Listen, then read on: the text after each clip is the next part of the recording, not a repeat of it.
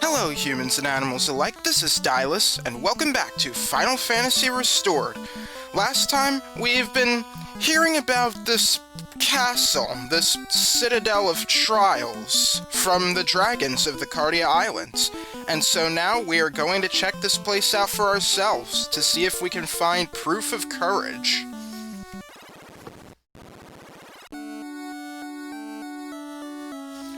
Hello there.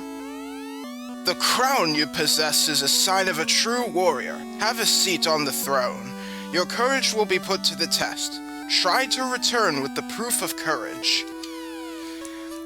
That sage says that the crown is needed for, going through the Citadel of Trials, but there's actually no way you could come here without the crown, so, I don't know. Anyway, we just sit on this throne, and we get instantly teleported here. Oh, looks like we're trapped. Well, not really. You see these pillars? They're actually teleporters. So, we just gotta go around going through all the teleporters. Alright,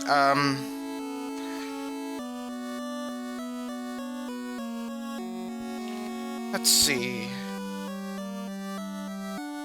Is there any treasure? No, there's no treasure on this floor, I don't think. Oh, well, yeah, there is, but, that's not for a little bit. Alright, I think we go up. Oh no, that just puts us back here.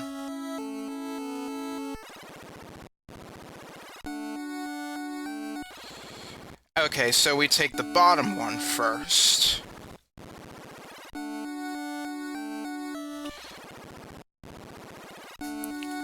Okay, and now we take the bottom one here.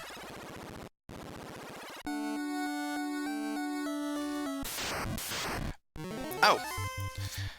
Yeah, we are going to be fighting monsters here, of course. Minotaur zombies, we've handled these guys before.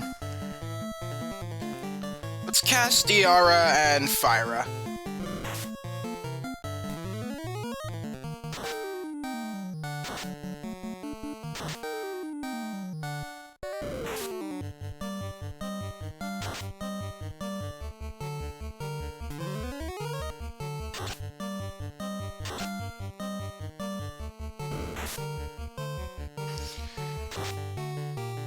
Oh, really?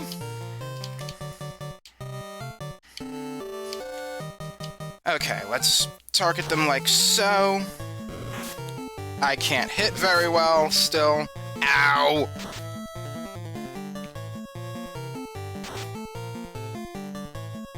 Jetfish him? Good.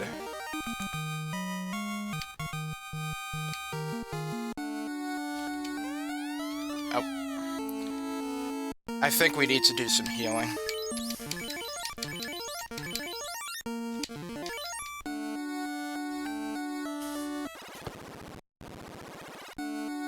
Okay, I believe the one closest to us is the one we take.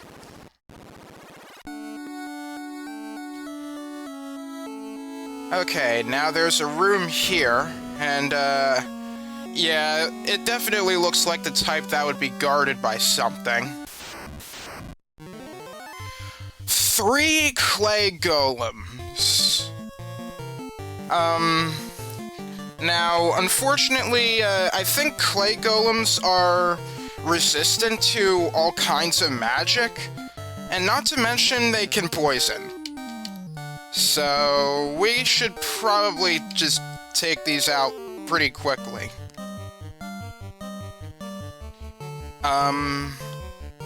Not sure if it's worth casting Invisora. I'm just gonna cast Invis on Jed. Now, because they're resistant to magic, that's not gonna stop me from using magic, so,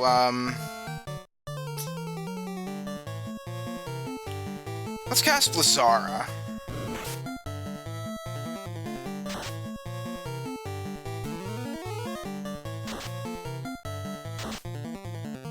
Oh, yeah, that's not very effective at all. Oh, shoot, and they can cast haste on themselves? Well, that's a problem.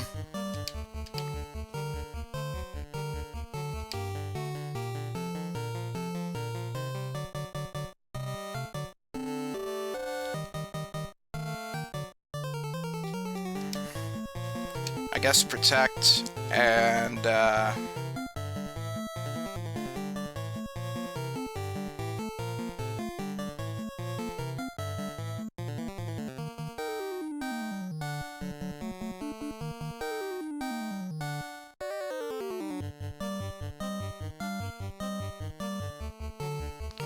I don't even know what I want to do with you. I guess just attack. Yeah, that was probably better. You casted haste again? It doesn't work like that. You can't double your doubles. Ah. And Jed got poisoned. Alright, so what is inside this chest? Gauntlets. Now, this is the first of some very special items. Now, we can equip these. Well, actually, I think only the fighter can equip these. But the thing is, they have a secondary use. We're not going to that one. We're going to this one.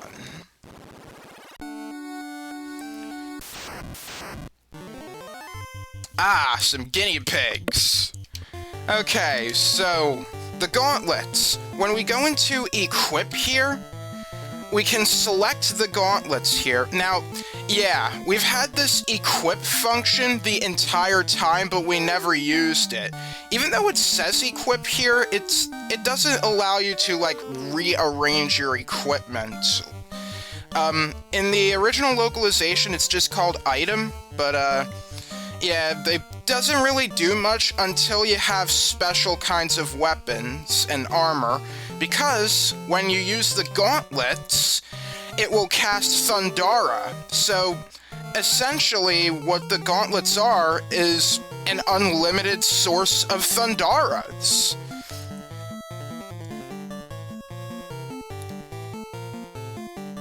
With that, our travels will definitely be much easier, and I'm still trying to figure out what I want to do with Cyrus. I guess Fyra.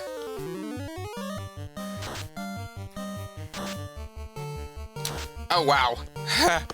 That's a lot of damage.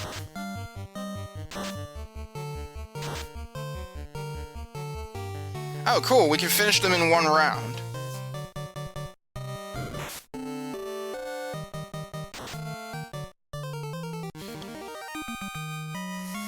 So I'm going to keep these for myself because, well, I'm not very good at fighting, and I am good at healing, but sometimes I don't really need healing, so yeah, I'm just gonna keep the gauntlets for myself.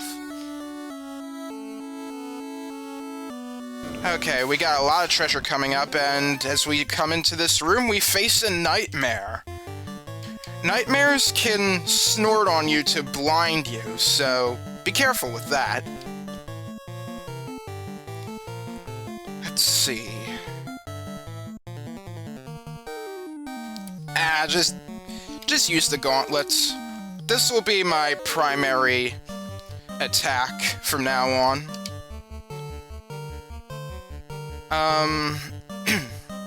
Sure, use fire.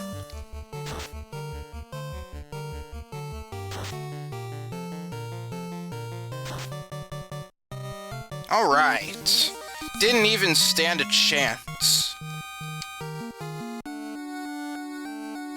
Okay. Inside this chest is... oh, a healing staff! Now, the healing staff is... well, it's a special type of weapon that, when you use it in battle, it casts heal. So, yeah. So now we really don't need that, regular old heal spell from Elfheim.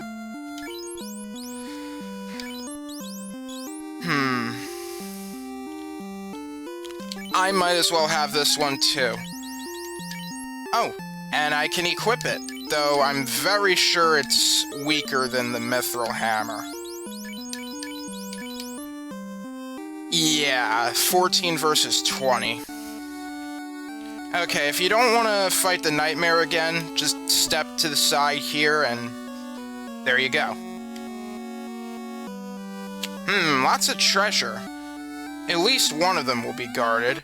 Steel gloves, I don't think those do anything. Oh, mummies and a king mummy. King mummies, let's see, what did I write for them? All I wrote is they could put you to sleep. Nothing out of the ordinary. Actually, Jed, target that. Bruno, target that. Use Diara. And, Fyra again, I guess.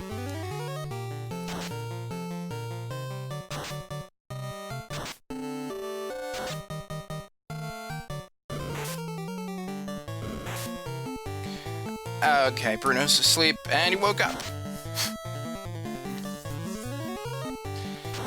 Actually, now that I think about it, if sleep only works for, like, one turn when you use it on enemies, does that apply for us, too, in the original NES version? Another ice brand. I forgot to mention that the ice brand deals ice elemental damage when you wield it, and the flame sword uses, is fire elemental damage. We don't need 2 ice brands, but, if you have a oh, wait, that's actually gonna spoil something for a little later.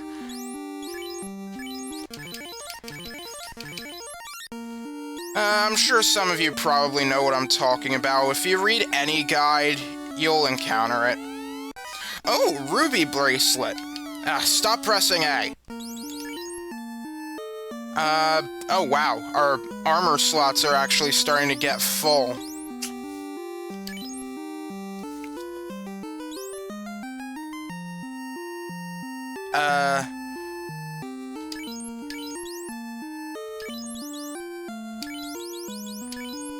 Hang on, let me see Bruno real quick. Wait. Oh. Okay, that's a problem. Even putting on the, Protect Ring on Bruno will decrease his defense by a considerable margin. We'll have to weigh our options with that, then. If we give him the ruby bracelet, though... Oh, yeah! Now he can wear that Protect Ring. No problem. I probably should have caught that in the previous episode.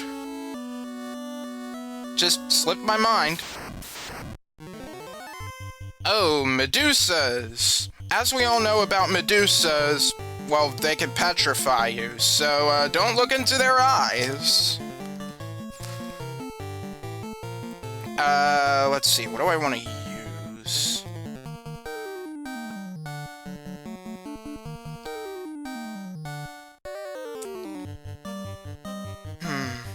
I guess it wouldn't hurt to cast Silence, but, I think I'm just gonna use the gauntlets instead.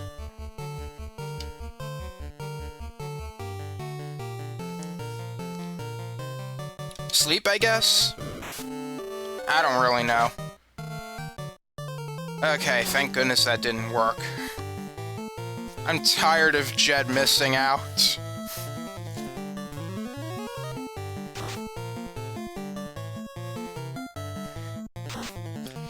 Yeah, Medusas are actually pretty weak, but, of course their main threat is their glare that will petrify you. Kinda like cockatrices. 7340 gil, 1455 gil, a cottage, and empty. This would have contained the gauntlets if we didn't get them before. Oh, well, would you look at that? One last chest. But, oh, well, actually, if I recall correctly, you can skip this encounter entirely if you take the contents of the chest from the side, but, I'm not gonna do that.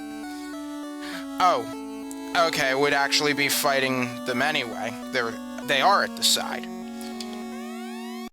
Yeah, inside we find a rat's tail. No way, this can't be the proof of our courage. Ugh, it stinks. Should we throw it away? Ugh, so gross. Yeah, when we try to leave, though, we'll be encountered by zombie dragons. Perhaps the souls of who tried, but died in trying to prove their courage. I don't know. I kinda want to think that, honestly. Though that's kinda morbid. Let's see. Diara and Fyra.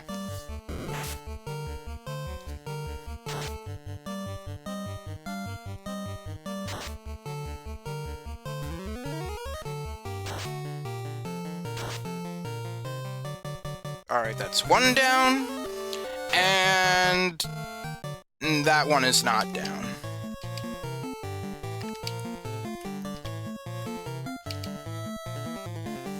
Gauntlets? There we go. Oh wow, that's a lot of experience. This is actually a great place for experience farming, actually. You can just step off this tile and then step on it again so you can fight more zombie dragons and get more experience. But I'm not going to do that right now. We're going to step on this throne and get out of here.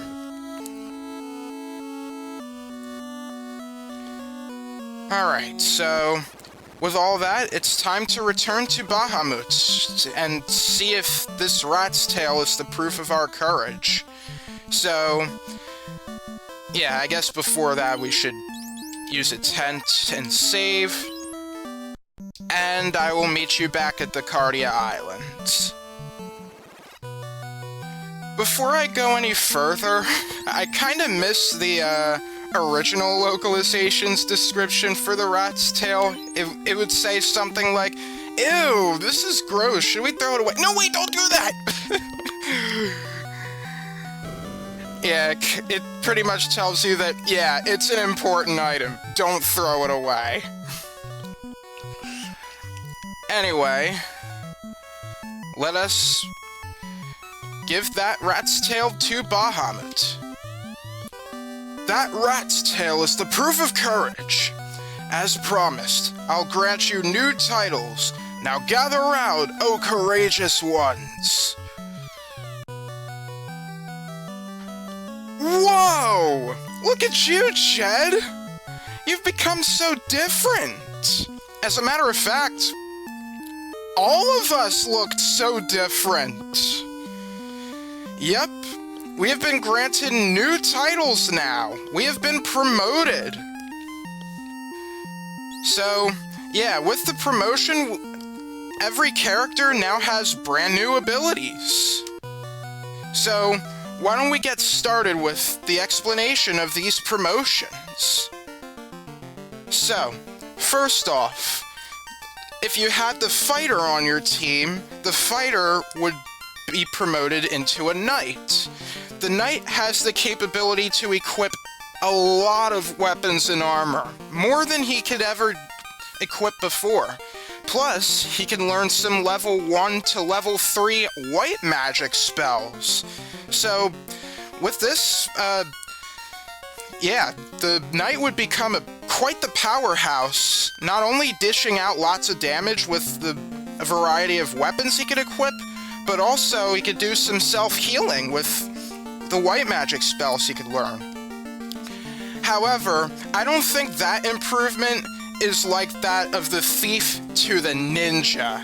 Whereas the Thief was pretty mediocre with his overall prowess equipment options and stuff, the Ninja can equip now almost any weapon and armor in the game.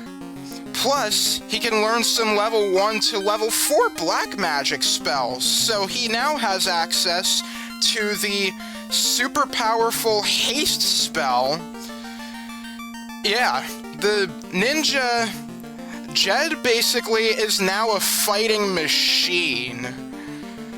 This is well worth the wait with putting up with the Thief's shortcomings. The ninja is a really good class. Next up, the monk, who promotes into a master, which does absolutely nothing. And worse, in the original NES version, his magic defense growth actually weakens. So, yeah, apparently when the monk becomes the master, he actually gets weaker. So, if you have a party that is primarily focused on monks, you should probably either wait until much later in the game to promote the monk, or just don't promote them at all. Now, this magic defense growth problem doesn't really just apply to the monk and the master. In the original NES localization, these magic defense growths kind of have a problem with every job. It's most prominent with the monk and the master because the master just has no other benefits. Alright, let's move on to the red mage, who promotes into the red wizard. The red wizard is basically a simple expansion, able to equip more weapons, more armor, and be able to learn more magic. He can equip level 8 magic spells, but that's kind of the trade-off when you're the jack of all trades. And then the white and black mages will become white and black wizards, respectively. The white wizard has access to the highest level white magic spells, and the black wizard has access to the highest level of black magic spells. So, yeah, everybody becomes more powerful, except debatably the master, but thankfully in the restored version, I think the magic defense tables are swapped with the monk and the master in the the restored version of the game. So, yeah, the monk will now have much more magic defense growth than he would do if he was not promoted. So, yeah. Now, I actually really like this promotion. I like this better than any of the remakes have done. And I'm glad the Pixel Remaster actually brought back these sprites, because, yeah. The thing is, since there's, no character development in the original Final Fantasy, the growth actually comes in through experience, through grinding, and now in the case of promotion, it actually looks like we've gotten older. We've gotten wiser, more experienced with the world, and that's honestly the highlight of this game for me. The highlight of the original version of Final Fantasy I. And I'm glad the Pixel Remaster brings this whole growing up thing back. So, yeah. Oh, just as I was about to end the episode, we get into some new enemies, basilisks. I don't think we get, immediately stronger, but now you can see these new promoted warriors in combat.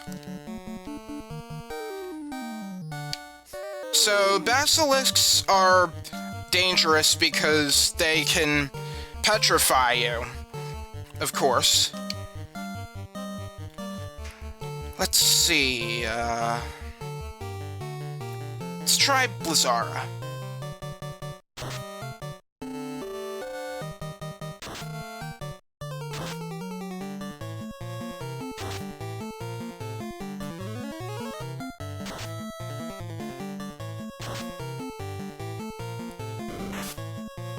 Bruno?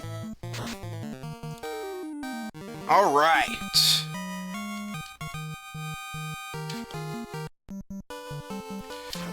Okay, so with that, it's time to pretty much end the episode here. Next time on Final Fantasy Restored, we are going to go to, well, actually, there are several places we could go to. We can go to the caravan around this desert, and then there's also something we can do, west of Onrak, specifically at the waterfall. So we'll cover these two places in the next episode. So, with all that said, thank you for watching. This is Dylus, signing off.